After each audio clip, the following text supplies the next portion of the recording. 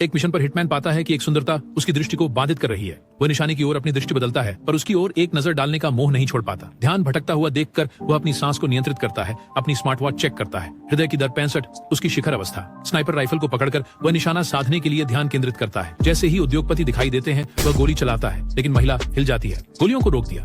वो फिर से लोड करता है, लेकिन बॉडीगार्ड उसे देख लेता है और पर्दे खींच लेता है। सबसे अच्छा मौका गया। वह सामान समेटता है, कचरा उठाता है, हेलमेट पहनता है, स्कूटर पर तेजी से निकल जाता है। पुलिस पहुंचती है, वह गायब हो जाता है, उपकरण फेंकता है, बैक रोड्स लेता है, हेलमेट नदी में फेंक देता है। एक सुविधा स्टोर में वह बाथरूम में अपने कपड़े बदलता है, साफ होता है, यहाँ तक कि शेव भी करता है। जाते समय वह परफ्यूम स्प्रे करता है, हवाई अड्डे की ओर बढ़ता है। अंदर प्रवेश करने से पहले वह अपने पिस्तौल के निशान मिटाकर उसे फेंक देता है। सुरक्षा पर एक किनाइन घूरता है। अपनी गंध साफ करने के बावजूद वह जोखिम नहीं लेता। वह उड़ान चूक जाता है, शौचालय की ओर लौटता है, अपनी त्वचा साफ करता है और सिंक।